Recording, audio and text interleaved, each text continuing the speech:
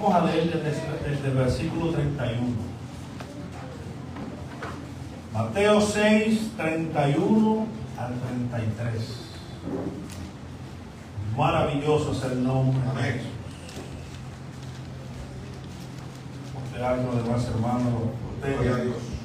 Mateo capítulo 6, versículo 31 al 33. Y vamos a leer en el nombre del Padre, del Hijo y del Espíritu Santo. Amén. Dice así la palabra del Señor. No os afanéis pues diciendo que comeremos, o que beberemos, o que vestiremos, porque los gentiles buscan todas estas cosas. Pero vuestro Padre, escucha esto, pero nuestro Padre Celestial sabe que tenemos necesidad de todas estas cosas. Versículo 33. Mas buscad primeramente el reino de Dios y su justicia, y todas estas cosas les serán añadidas. Puede sentarse, mis hermanos. Maravilloso. Alabado es el Señor. Maravilloso eres, Señor.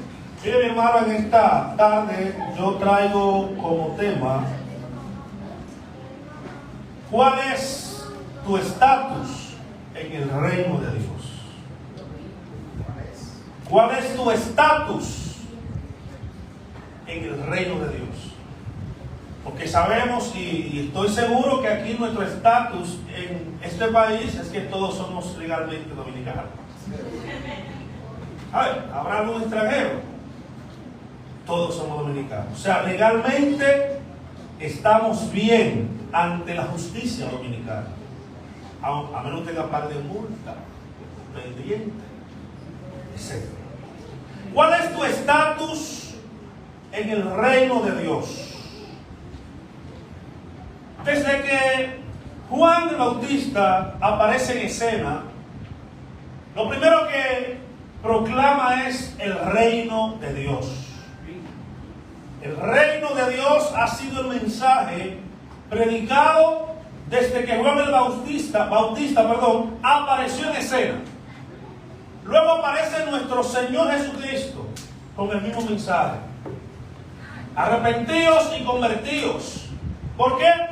Porque el reino de Dios se ha acercado, ha llegado, está entre ustedes, hablando del mismo. Porque Jesús representaba el reino de Dios en esta tierra. Los apóstoles, una vez que Jesús es alzado al cielo, a la diestra del Padre, se preocuparon por predicar el reino de los cielos. Pedro, predicando en Hechos capítulo 2, versículo 38, dice: así que arrepentíos cada uno de vosotros para perdón de pecados, para que lleguen tiempos de refrigerio a su vida. O sea, desde Juan el Bautista, dice Mateo 11:12, desde los tiempos de Juan el Bautista hasta ahora se predica el reino de los cielos, y solo los valientes lo arrebatan. O sea que el reino de los cielos, el mensaje del reino de los cielos, era el mensaje principal de los hombres de Dios y del mismo Jesucristo. Lo demás son detalles, mis hermanos. Miren, Jesucristo sanó muchos enfermos, pero la sanidad no era el mensaje principal de Jesús. Jesús echó fuera demonios del cuerpo de personas, pero el exorcismo no era el mensaje principal de Jesús. Jesús curó paralíticos, sanó a una mujer del flujo de sangre. Jesús alimentó a más de 5,000 personas, sin contar mujeres y niños, que siempre son más. Pero la alimentación al hambriento no era el mensaje principal de Jesús. De hecho, cuando a Jesús se le da el libro de Isaías, dice que vino a dar libertad a los cautivos y a predicar el año de la buena voluntad del Padre, que es el reino de Dios.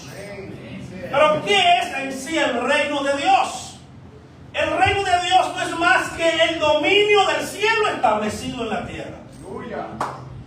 En pocas palabras, Sí. es el gobierno de Dios manifestándose aquí en la tierra. Como Jesús representaba el gobierno de Dios, por eso donde estaba Jesús algo tenía que pasar. Para dar una muestra de lo que será el reino de Dios.